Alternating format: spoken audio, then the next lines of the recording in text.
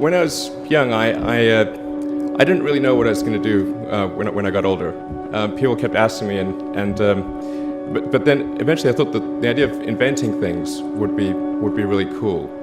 And the reason I thought that was because I read a quote from Arthur C. Clarke, which said that a sufficiently advanced technology is indistinguishable from magic, and that's really true. If you go back, say 300 years, the things that we take for granted today you'd be burned at the stake for. Being able to fly, being able to see over long distances, being able to communicate, and having access to all the world's information instantly from almost anywhere on the earth.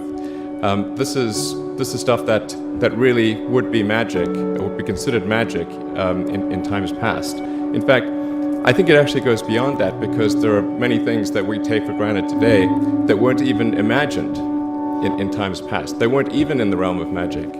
So it actually goes beyond that.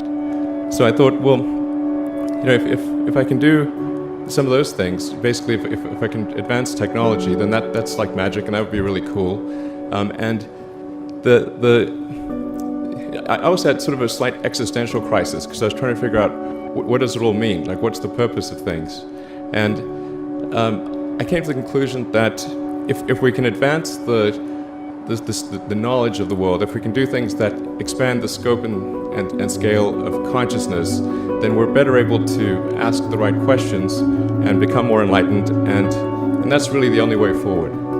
I think about what technology solution is necessary in order to achieve the particular goal, and then try to make as much progress in that direction as possible. I think being a multi-planet species and being out there among the stars is important for the long-term survival of humanity.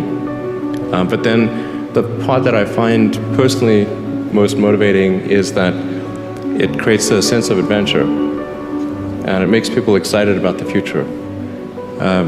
If you consider two futures, one where we are forever confined to Earth until eventually something terrible happens, or another future where we are out there on many planets, maybe even going beyond the solar system. I think that second version is incredibly exciting and inspiring, and there need to be reasons to get up in the morning. Life can't just be about solving problems. Otherwise, what's the point? There's got to be things that people find inspiring and make life worth living.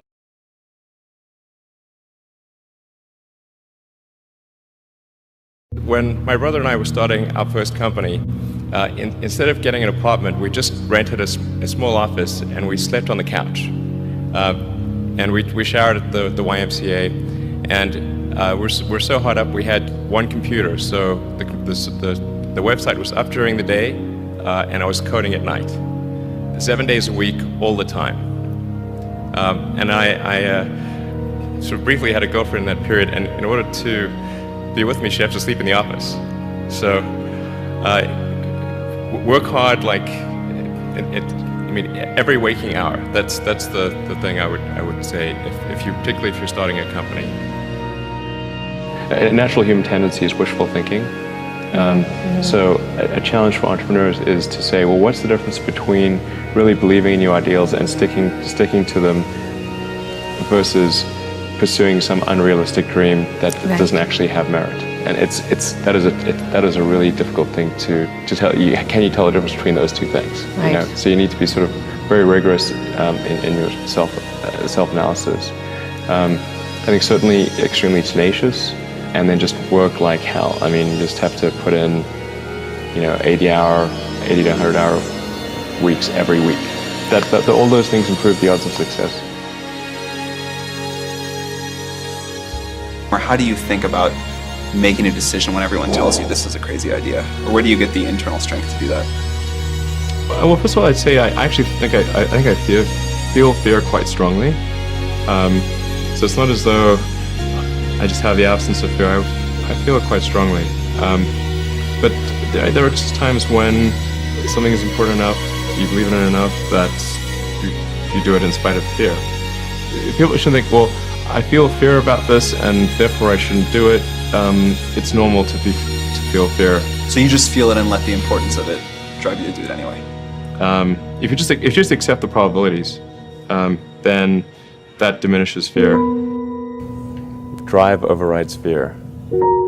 It's about believing in the future and thinking that the future will be better than the past. And I can't think of anything more exciting than going out there and being among the stars.